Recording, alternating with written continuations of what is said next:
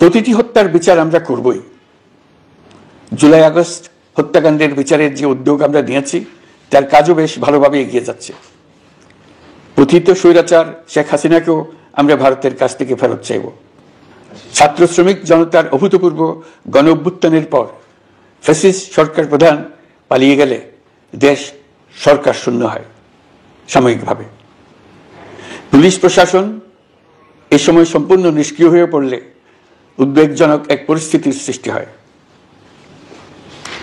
স্বৈরশাসনে বিপর্যস্ত এই দেশকে আমাদের সবাইকে মিলে পুনর্গঠন করতে হচ্ছে। জুলাই আগস্ট বিপ্লবের পর আমরা এমন একটি দেশ হাতে পেয়েছি যার সর্বত্র ছিল বিশৃঙ্খলা। স্বৈরশাসন টিকিয়ে রাখতে আইন শৃঙ্খলা বাহিনীকে জনগণের মুখোমুখি দাঁড় করিয়ে দেওয়া হয়েছিল। বিপ্লব চলাকালে প্রায় ১,৫০০ ছাত্র শ্রমিক জনতার শহীদে মৃত্যু হয়। আমাদের সরকার প্রতিটি মৃত্যুর তথ্য অত্যন্ত যত্নের সাথে জোগাড় করছে। এই বিপ্লবে আহত হয়েছে ১৯,৯৩১ জন। আহতদের জন্য ঢাকার ১৩টি হাসপাতাল সহ বিভিন্ন বিশেষায়িত হাসপাতালে চিকিৎসার ব্যবস্থা করা হয়েছে। প্রতিদিনই তালিকায় আরো নতুন নতুন শহীদের তথ্য যোগ হচ্ছে, যারা স্বৈরাচারের আক্রোশের শিকার হয়ে এই পৃথিবী ছেড়ে চলে গেছেন। প্রতিটি হত্যার বিচার আমরা করবই। জুলাই আগস্ট হত্যাকাণ্ডের বিচারের যে উদ্যোগ আমরা নিয়েছি তার কাজও বেশ ভালোভাবে এগিয়ে যাচ্ছে। পতিত স্বৈরাচার শেখ হাসিনাকেও আমরা ভারতের কাছ থেকে ফেরত চাইব।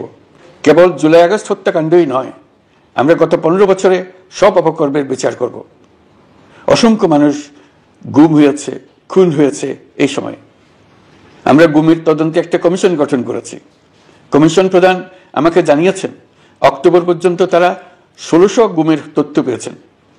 তাদের ধারণা এই সংখ্যা ৩,৫০০ ছাড়িয়ে যাবে।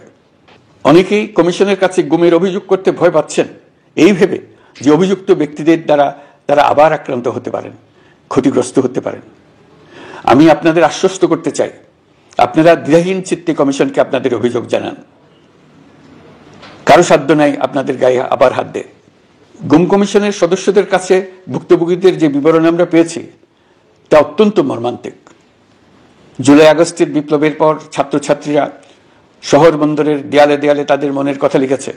তাদেরও আগে যারা গুমের শিকার হয়েছে প্রতিটি গোপন আস্তানার দেয়ালে দেয়ালে তারা লিখে গেছেন তাদের কষ্টের মর্মস্পর্শী বিবরণ।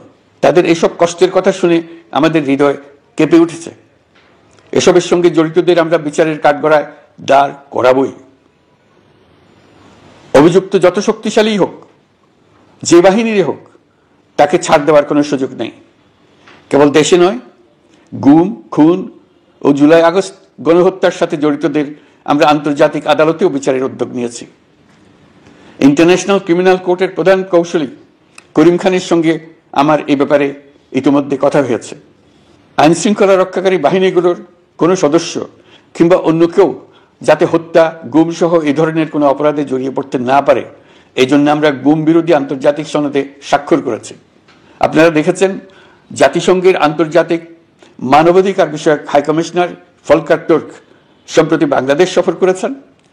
জাতিসংঘ জুলাই আগস্ট হত্যাকাণ্ডের তদন্তে আমাদের সহযোগিতার হাত বাড়িয়ে দিয়েছেন। ডিসেম্বর প্রথম সপ্তাহে তারা আমাদেরকে তাদের রিপোর্ট হস্তান্তর করার প্রতিশ্রুতি দিয়েছে। অতীতের গুমের ঘটনাগুলো তদন্ত কাজেও আমরা নিয়মিত তাদের সঙ্গে যোগাযোগ রক্ষা করে চলেছি। মানবাধিকার রক্ষায় সহযোগিতা করতে ঢাকায় তারা তাদের জনবল বাড়ানোর প্রস্তাব দিয়েছে। আমরা এই প্রস্তাব গ্রহণ করেছি। প্রিয় দেশবাসী, আমি আগেও জানিয়েছি, আবারও জানাচ্ছি, গণ অভ্যুত্থানে সকল শহীদদের পরিবারকে পুনর্বাসন করা হবে, একজনও বাদ যাবে না। সকল আহত শিক্ষার্থী, শ্রমিক, জনতার চিকিৎসার সম্পূর্ণ ব্যয় সরকার বহন করবে। আহতদের দীর্ঘমেয়াদী এবং ব্যয়বহুল চিকিৎসা এবং শহীদদের পরিবারের দেখাশোনার জন্য স্বাস্থ্য মন্ত্রণালয়ের নেতৃত্বে একটি পূর্ণাঙ্গ তালিকা প্রস্তুত করা হয়েছে। প্রতিটি শহীদ পরিবারকে সরকারের পক্ষ থেকে ৩০ লক্ষ টাকা দেওয়া হচ্ছে।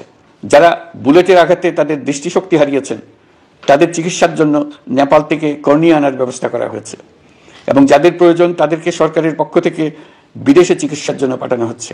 জুলাই অভ্যুত্থানের কোনো শহীদ এবং আহত ছাত্র, শ্রমিক চিকিৎসা সেবা এবং পুনর্বাসন পরিকল্পনা থেকে বাদ যাবে না। এটি অন্তর্বর্তীকালীন সরকারের অঙ্গীকার। এই গণ অভ্যুত্থানের শহীদের স্মৃতি ধরে রাখতে গঠিত জুলাই শহীদ স্মৃতি ফাউন্ডেশন বেশ পাকাপোক্তভাবে তাদের কাজ শুরু করেছে। এই ফাউন্ডেশনকে সরকার 100 কোটি টাকা অনুদান দিয়েছে।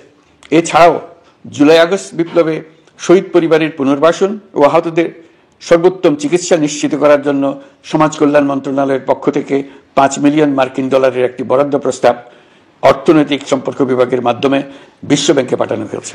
পতিত স্বৈরাচার পুলিশকে দলীয় কর্মীর মতো ব্যবহার করেছে। বাধ্য হয়ে তাদের অনেকেই গণহত্যায় অংশ নিয়েছেন। খুবই স্বাভাবিক প্রতিক্রিয়া হিসেবে তারা জনরোষের শিকার হয়েছেন। এতে তাদের মনোবল অনেক কমে যায়। আমরা পুলিশের মনোবল ফিরিয়ে এনে তাদের আবার আইন শৃঙ্খলা রক্ষায় কাজে লাগানোর চেষ্টা করছি।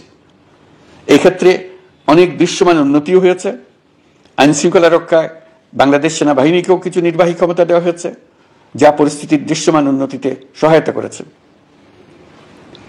আমি আপনাদের সবাইকে ধন্যবাদ জানাই।